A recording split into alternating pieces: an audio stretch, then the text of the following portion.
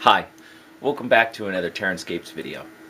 Today I wanted to show you some recently completed projects that are a little bit unusual. Haven't done something quite like this before. One is a set of towers that are finished to match miniature building authority wall sections. And the second is a piece I've shown in the past before. It's the border tower, but I've used a new product on it, ModelMate's weathering washes, I guess for a better description of them. I'll take a look at the label. But I wanted to give you just almost a brief review and show you how the effects came out on these pieces. So let's take a closer look. So here you can see a pair of the buildings that I constructed. These are based on Hirst Arts molds. This is based on the, this will be glued down later. I had to leave that unattached so I could paint the interior. This is the 4-inch tower, with my modified top here. This is listed on the site as the improved 4-inch tower. Customer wanted 2 of those, as well as 2 of the regular 4-inch towers, which feature more arrow slits, but a very similar overall build. The thing that set this apart from other projects is he wanted me to match them to miniature building authority walls and towers, which he already had a large set of. This proved to be a bit more challenging than I expected because the miniature building authority, now let's see, hopefully, oh wait a minute, let me turn off a light. There we go. I think under just the daylight bulbs here, hopefully we'll get a clean color rendering. But the miniature building authority walls actually have quite a bit of variation in the brown. That's the underneath color.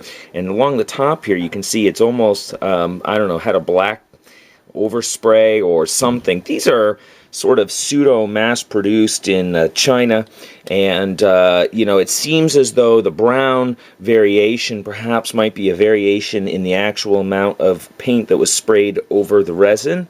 So it's created a slight gradation, which actually kind of gives it an interesting effect, but it makes it a little bit more of a challenge to match the paint. Then it's been given what appears to me to be a single heavy overbrush of a beigeish yellow color.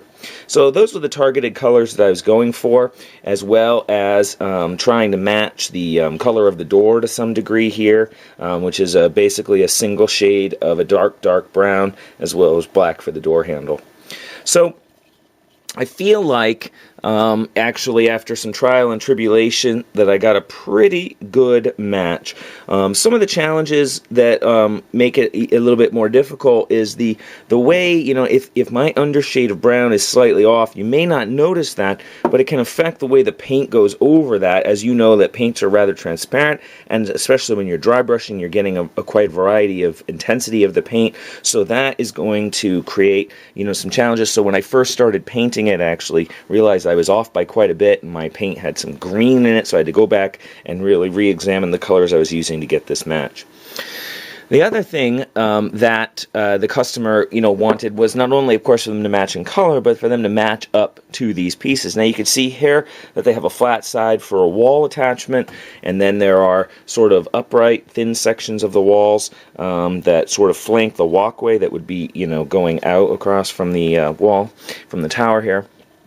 So what I did to try to create something flexible is I molded and cast these pieces here. So these pieces are meant to butt up against the wall of the tower or any other wall section. And then, because they're angled inward, set this back down. Whoops.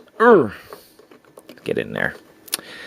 Because they're angled inward on the inside, then you can press them right up against the round side of the tower, and then you can have the walls coming off the tower at any angle. I really wanted to do that rather than try to build a permanent, embedded section of the wall to match, not only because the curvature of the Hirst Arts blocks and the extension pieces that are in part of the mold don't really match that design, and I thought this would provide maximum flexibility, as you could still deploy the towers individually on the table, or you could have the walls coming off of them at any angle that you so desire, simply by using these pieces to rearrange that connection any way along the tower that you like. So I'm pretty pleased with how that came out. They are I think, a pretty excellent compromise. Of course, they don't, when you've got them up against the wall, there will be, let me see if I can do this here. This is awkward. Hopefully you get that sense. If you looked at it from above, you'll see that there will be a little gap right at the pinnacle, the apex of this triangle, because of course it's a circle fitting into that. But because it's such a short transition between the the building and the wall and the tower, in frame, Mike, in frame. This is more helpful. Jeez. That will be it won't be, I don't think, visually overwhelming. It's something you're only going to notice on really close inspection. So that's the match for the Miniature Building Authority set. And here you see a pair of the border towers. This piece has been up on the site for a while. I really like it. It's sort of a modified Hirst Arts design. The Wizard's Tower is what this base is founded on. And then instead of the square backing, I've built it up with a 3-inch, 3-inch column in the back, and then topped it with a 4-inch section of the tower with the conical slate roof that he released, I don't know, quite a while ago now.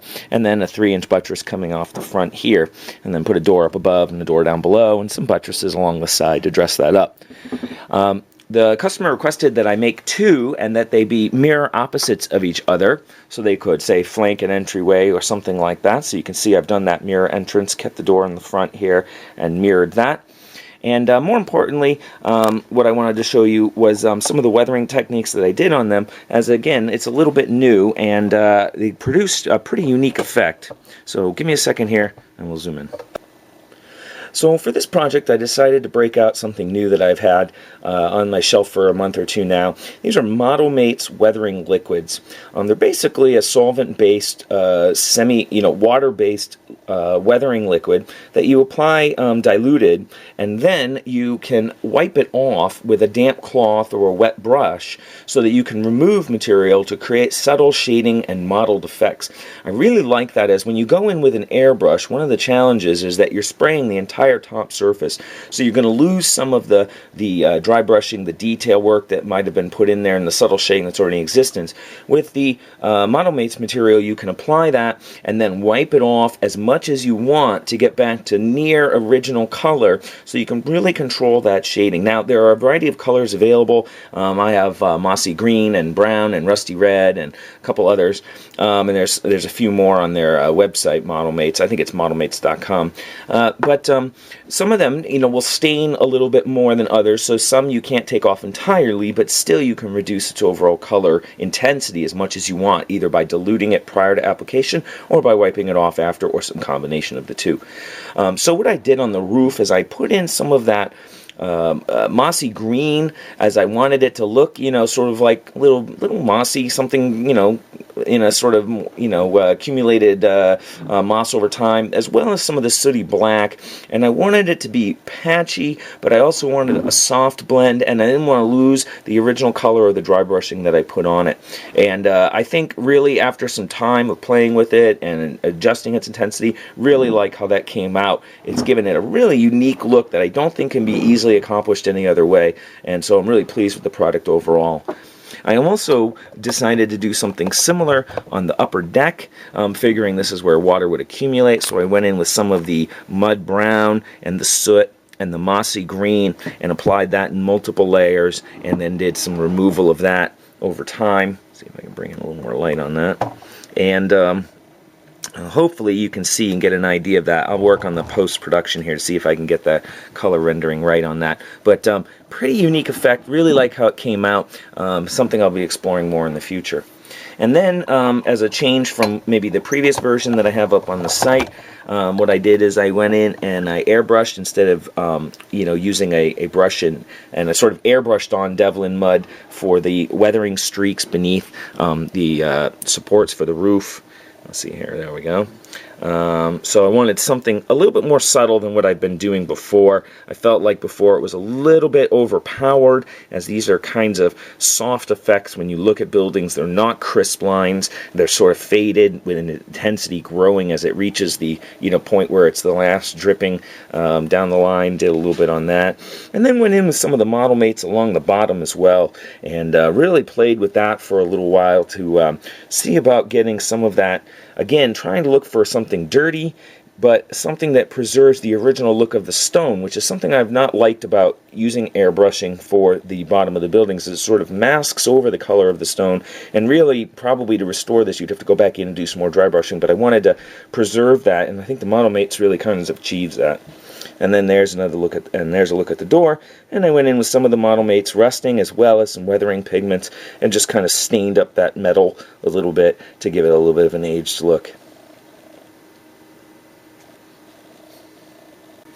So that gives you a little look at these projects, something a little bit different, as well as a new product sort of first look at it. I might do a more thorough review of the model mates once I've used it a little bit longer. But they also have that available in spray cans as well, and Templar's Crusade 1, who I put a link to in I think my previous video or one before. He's been using some of those products on his large 40K board table that he's been making.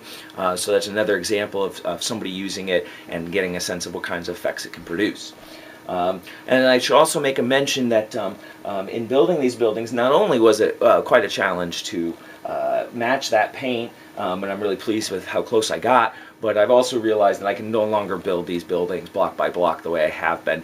This took me, to build these 6 buildings took me a ridiculous amount of time, and I probably am taking a loss on it in some regard. So what I'm going to be doing is doing new buildings using the Hirst Arts molds. I still like those, and I really kind of want to keep them, but building more interesting structures and then casting them as whole or multi-part structures.